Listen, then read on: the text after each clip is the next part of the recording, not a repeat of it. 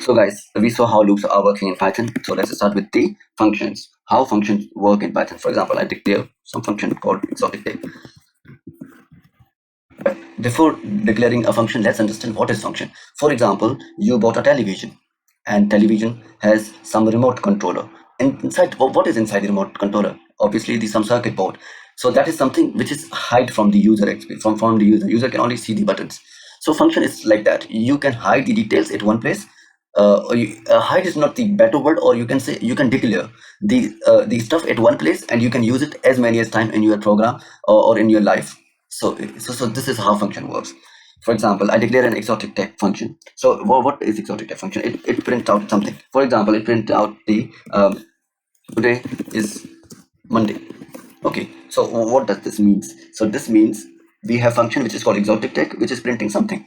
Now the next step is to so we are done with our function. So the next step is to call the exotic tag. And how we can do this? For example, we have too much code written. I just have to use the exotic tag. I don't want to use I don't want to write today is Monday all the time. I can just call this function as many as time I want to.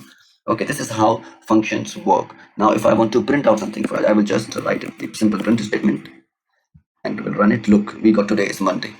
So this is how function works. So I hope you understand the idea behind the function understanding. Okay, also it could be possible. For example, if some user wants to define something, for example, global height, or yes, we can select height. I think it's not the problem. Height is equals to, I think, 150 centimeters.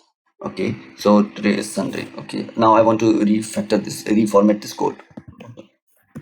So I format this code. Now let's compile it. What it returns? It returns today is Monday. The reason is because I declared the height variable, but I'm not using it. That's why it is not returning anything.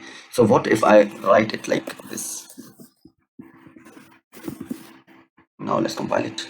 Look, it returned me 150. So this was the variable global height. Like I want to access this height outside of the function. So I have to write the word global and I write height with it. So global height is the variable. Now inside the height I declared 150 value. So I want user, if user wants to play with some values within the function, he can do like this. With the global, he can access it anywhere.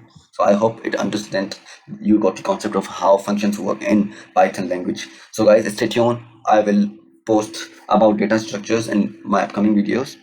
So thank you for your time. Kindly subscribe my channel. Thank you.